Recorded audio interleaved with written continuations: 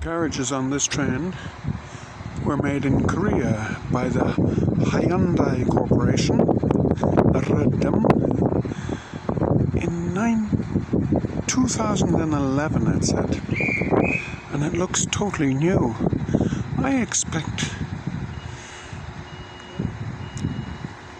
it was only sold to this Irish Rail recently, because it's so new, it's incredible.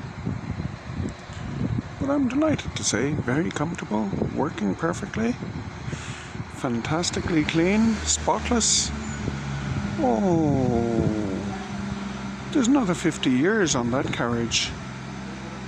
I'll be long gone by then. Or not, as the case may be.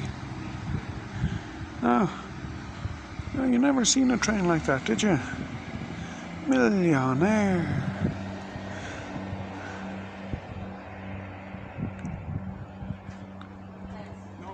Give me some medicine, sir. And the sun is shining to this side as well, so we're on this side.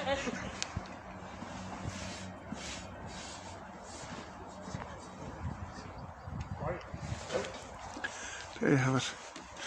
Too much work, I expect.